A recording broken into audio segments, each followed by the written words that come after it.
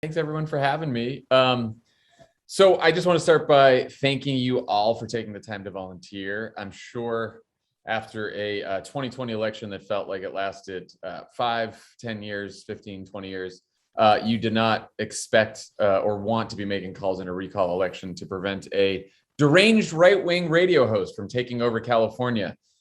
But here we are. And I understand that when you guys start making calls, you might hear from some voters who are pretty grumpy about politics and some that aren't too happy with Gavin Newsom. And maybe some of you fall into one of those categories, and that's okay too. There's a lot to be grumpy about these days. But I would just say two things, and I would say these two things to the folks that you're talking to on the phones tonight. One, Gavin Newsom has done a lot more good for a lot more people than he gets credit for. He has led on marriage equality, on gun safety, on marijuana, on the death penalty, on criminal justice reform, on childcare, on healthcare, on paid family leave. He's put in place some of the most aggressive climate standards in the country in California. He's about to invest $12 billion over 2 years in permanent residences, mental health care for the homeless. He's made some really tough and at times unpopular decisions that have kept people safe and healthy and alive during this pandemic so that we don't have overflowing hospitals in this state like they do in Florida and Texas and other states. He is one of the most progressive governors in the country, and that's not just how he talks, that's how he is actually governed.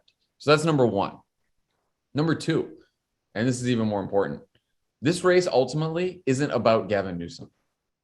It's about what kind of state we want to live in. It's about what kind of future that we want for our kids.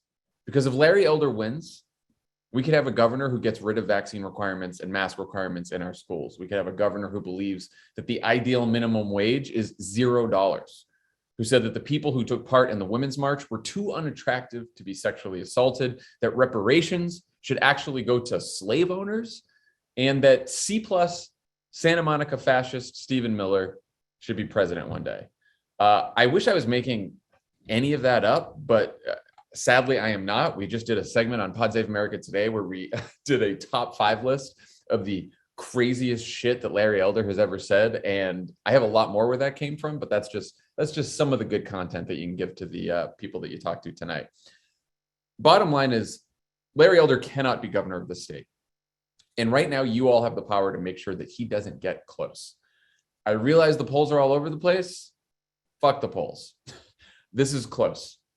The Republican base is excited, and they will turn out in this election. And so far, only 35% of Democrats have returned their ballots. So we have a lot of work to do. But here's the good news.